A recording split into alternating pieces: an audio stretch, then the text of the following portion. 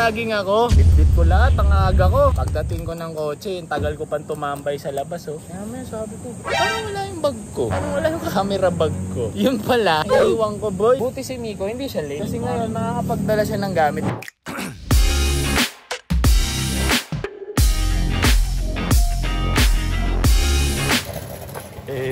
Ito na. Andiyan na si Adrian siguro.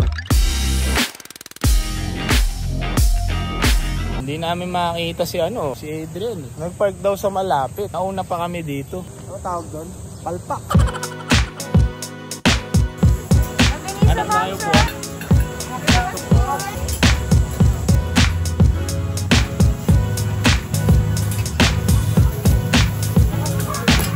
Sarap dito. Oo, sarap ng mga pagkain. Go tayo kung magbayad na ako. Tagal ni Miko tsaka ni Kit eh. May mga flowers ngayon kasi Mother's Day. Happy Mother's Day pala sa mga nanay. Okay ba sa morning yan? Ikaw, bili mo na. May mga steak doon, pre. Ito, pre, roast beef meal. 300 lang. Parang nakapunta ng Europe dyan, boy. Parang gusto ko ng kwasong. Huwag tayong kumain. Ate, ano to? Diretang baka. Tapos isang palabok. Magkano lahat? 305 pare. Chicken kebab with biryani. Uy, may prito eh, so. Tikman mo muna, pre, bago ako bumili. Isawakan mo to. Hawakan mo to, baka may lumabas. Ganyan siya. Yan, ganyan na siya. How much po? Yung chicken 350, yung lamb 450. Chicken lang. Ako lang magbabayad sa'yo. 350, pwede na. Tsaka ang laki oh. Ayan na si Idol. Pre, nakabili na siya ng, ano binili mo? Kaldereta. Gutom na gutom pa naman ka ako.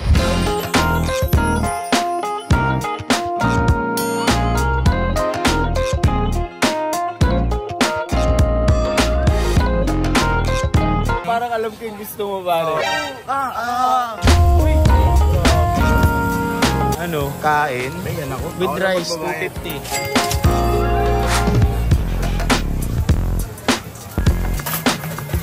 Tagal nung kay Miko, check ko lang to. Salmon.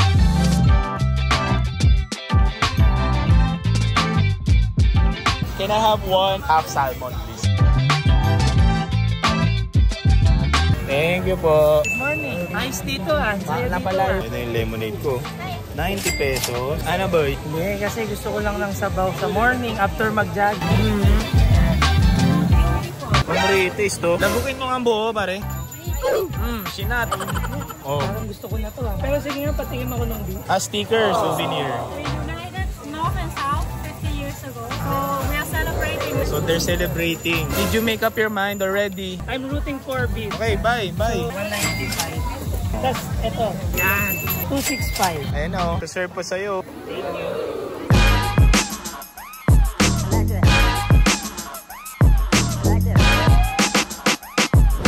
Uy, good morning, pare. Good morning. Good morning. Welcome sa Legazpi Market, sa Sunday Market. Ang saya naman dito. Nakakagutom. Uy, binigyan tayo ng drinks. Libre ba yan? Libre to? Galing to sa binila ni Kit, yung sa Vietnamese. Ano po name nung? Ano name? Ken Huy Pho. Ano yan? Vietnamese yung may-ari, pare. Ano ba in-order mo, pare ko? Salmon, tas onigiri na spam, tsaka salmon din. Tapos meron tayong libreng iced tea from Ken Huy Pho. Mayabang to kasi roasted beef eh. Roasted beef lang naman. Kaya may pinakamahal eh. Kano lang? 350 lang? May iba pala tayo ng bansa. May ibang bansa tayo, pre. Ikaw, saan ka? Ano ba sa'yo? Pinoy ako eh. Kalderetang baka. Nakapalabok. Ito. Sa akin, Vietnam cuisine. Ayan, kompleto na. Ito ba? Ito pa! Middle East ano to eh. Buksan mo nga. Diyan, pare. Ang bango ko, biryani, weh. Uy, habibi. Baka naman pwede makahingi ng sibuyas. Sibuyas lang pala eh. Pag-iiwa pa kita. Bumili ako ng sauteed vegetable. Dessert. Ano yan? Melon pan. Melon sarap. Ito, di ko na alam yan, pero not something. Tsaka, leche flan. O siya, kain tayo. Ay! Sarap. Aray ko po. Uy oh.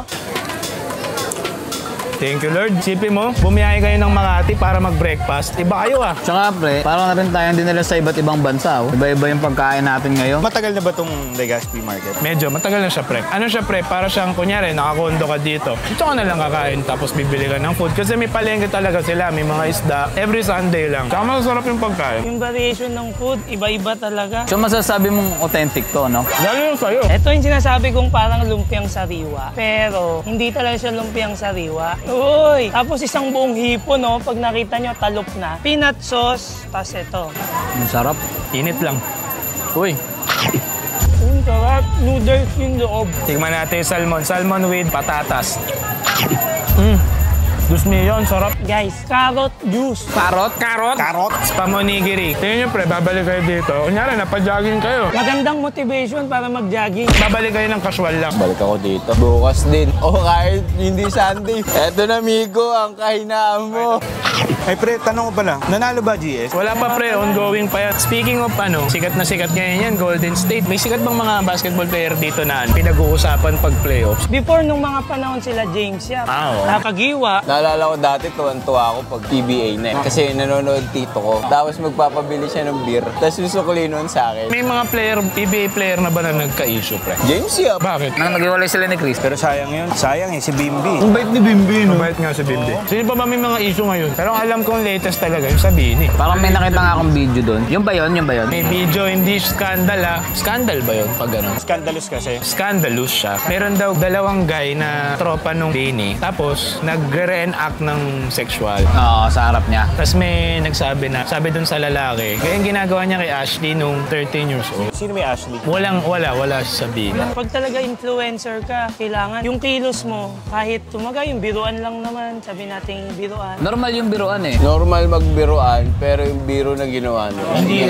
hindi normal. Sila yung representation ng women empowerment. Pero sino kasi nag-upload? Yun din. Diyos ko po, kung ako yung PR team nun, pre, babatukan ko yung nag-upload talaga. Pre, kung ikaw PR team nun, kasi maraming nagagalit ngayon, ba't daw nag-post lang, walang apology video, ganyan. Or bakit hindi nag-apologize yung tatlo ba? Sino ba yung involved? Joanna, love pa rin kita. Anong unang move mo? Ay, hindi ko alam. Mag-sorry kayo dyan. Wala ako dyan. Ayaw, pre. Iniisip ko din eh. Sabihin na lang natin, biglang nagbabibrate na talaga lahat. Pag check mo, aray ko. Kung ako yun, magpa-file ako ng leave. Gano'ng katagal? Mga isang buwan siguro. Feel ko, ang magandang gawin, pagka-upload at sumabog agad, gawa agad ng story agad. Sa mga branded, lagi yan may close. Any immoral act, any words, hindi na sa video pero outside. Cut ka talaga. Laking perang mawawala sa kanila nun. Baka generational wealth pa yun. Ito ang tanong dyan pare, kung ika-cancel. Kasi malaki na rin ang Bini Pero siguro baka may penalty yun. Penalty. Pero pre, pwede rin i-cancel pa rin. Kung malaking brand naman ako, tapos kunwari Oreo ako, pinag-promote ko yung Bini, bibitawan ko yung Bini. Wala, wrong move ka. Bakit? Sabihin natin malala yung issue, pero hindi pa siya. Di ang point ko. Oreo kasi siya. Wala namang mawawala sa kanya. May ganyan. Si Maris, nagka-issue siya, binitawan siya lahat ng mga brand. Ang nangyari, hindi pala siya may kasalanan. Ang nangyari tuloy, mas binigyan ng papuri yung ibang brand na nagstay sa kanya. Kasi hindi basta-basta nag-judge sa nangyari. Tapos pre, meron pa sa Showtime. Si Vice tsaka si Ann. Di ba si Vice McDo? Si Ann Jollibee. Munti ka nang masabi ni Ann yung Sinabi niya. Nasabi niya nga ba? Nasabi niya yung McDo. Tagline. Napatigil silang lahat. Yung kay Ann, pre, mabigat yun. Si Ann Curtis, wala naman siyang nasirang reputasyon. Breach of contract lang na, bawal to. Pero yung immoral act. Kahit sino pa si Ashley, sana hindi siya nakaramdam ng Sana hindi siya mabash. Hirap na yung pamilya luwas. Ikaw pre, malalaman mo yun. Kunyari, anak mo, tropa yung Bini. Gets mo na eh, no? Siguro, i-perkat ko yung bombunan nun. Ikaw pre, anong gagawin mo sa lalaki? Kakausapin ko yun. Buhay. Buhay naman. May iba pa bang ganyan pre, yung parang artista na dito. Manny Pacquiao, Nike. Dahil sa sa claim niya, anong claim? About sa... LGBT. Magkano yun, Kit? Dati kasama niya sila Kobe nun. Si Batista nga, binura niya yung logo ni Manny sa tattoo niya. Kasi lesbian yung mama niya. Tingin nyo pre, maiiwasan ba? Parang hirap na Hindi na yung biro, pero yung ganong nalalabas. Hindi, pero kasi kunwari, magbiruan tayo. Tapos may ibang nag-video. Kahit walang, yung biruan nyo rin, hindi talaga sa sobra. Ako magigets ko pa yung hinahamp niya si Sean. Parang, okay, kulitan, mga lalaki yan. Pero pre, puro lalaki, gets ko May babae nasa harap nila Gagawin mo yun. Hindi ko siya gagawin. Pero ang point ko is, kung hindi binitawan yung yung ginagawa niya kay Ashley, 13 years, aray ko po. Oo nga. O tingin nyo, wala yun. Wala yung audio, yung video. Egis pa rin. Hindi, okay lang yun. Ang pinaka-bad lang talaga yung sinabi. Yung word lang talaga. Ako awkward sa akin yun. Hinahump yung lalaki sa harap ni Bini. Kung ganun sila sila komportable. Pero huwag mo na i-post. As celebrity, as influencer. Hindi mo po-post. Ba't mo ipo-post? Sino ba nag-post? Inaabangan din sila magkamali ng mga close friend niya. So tingnan-tingnan niyo rin mga kaibigan niyo. Pre, isipin mo, ang pinaka-market nila bata. Tingin niyo gaano sila katagal magpapahinga. Ako, di ako magpapahinga. Ako lalaban ako eh.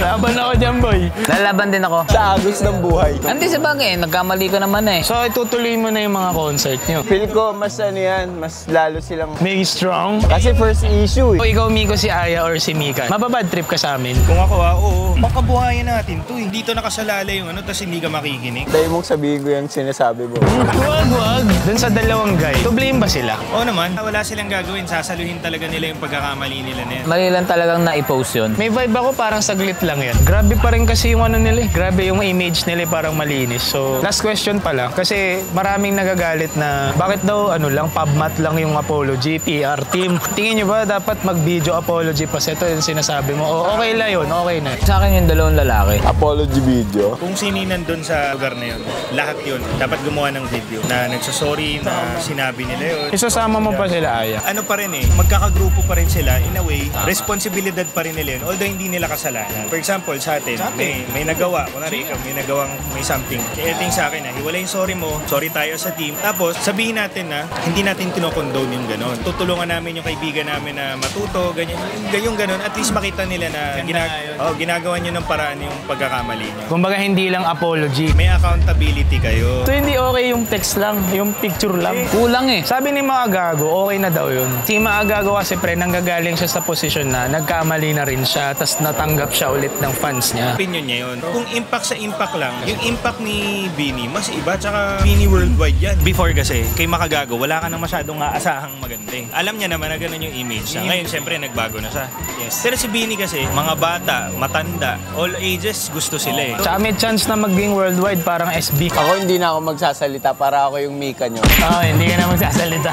Pero kami, ang wish namin sa kanila, syempre, ano lang naman yan, challenge lang yan. Dumadaan lang naman yan. Lilipas din yan, guys. Tsaka yung mga supporter ng Bini. Tama naman yun, marami ako nakikitang two sides na rin eh. Parang, ay, hindi maganda yan yung ginawa nyo. Tama naman yun kasi para iiwas sila. Pangit din kasi yun eh, yung parang okay lang yan. Feeling ko kaya rin binigay sa kanila yun kasi matuto kayo, ganyan. Kayo yung Bini, kayo sikat kayo para matuto yung mga tao sa inyo na bawat masama yung ganyan. At the same time, mag-grow din sila sa person kasi iba rin yung first hand mong naranasan. Pero lahat naman tayo, meron tayong experience na magtuturo sa atin ng Hindi naman tayo pwedeng i-judge sa kung sino tayo before. I-judge na kayo rin kung sino kayo ngayon. Yung responsibility ng pagiging celebrity tsaka influencer, sobrang bigat niyan. Baka yung masyado tayong nagsilaw sa glam tsaka sa fame. On and off the camera yan. Kami? Ganto talaga kami. Tamo, pagka-cut niyan, hindi kami nag-uusap-usap. Hindi, biro lang. Kasi makikita ng tao yung totoo. Anyways, napag-usapan lang namin kasi mainit eh. Pero baka pag na-upload to, malamig na yan. At saka tayo support lang din. Support lang naman kami kahit kanino. May nag-comment si JCATG sa vlog natin kay Gika. The best talaga kayo for releasing new videos on lunchtime. Bago na namang papanoorin while having a good meal. Ang ganda ng topic nyo with Gika Marie. This is an awesome way to remind us na there is a time for many of us who are trying our best to make it. Pero hindi pa rin dumarating yung opportunity. Kapit lang. Salamat for being an avenue of fun and inspiration, Black Cookies Production. Thank you. I firmly believe na your big break as a group is just around the corner. Oh, lalo na't lumalaki na yung following yung mga idol. Salamat, JC. May nag-post sa Reddit. Anong sabi? Hindi niya daw maalis sa niya. Yung itsura nito, kamukha daw ni Miko.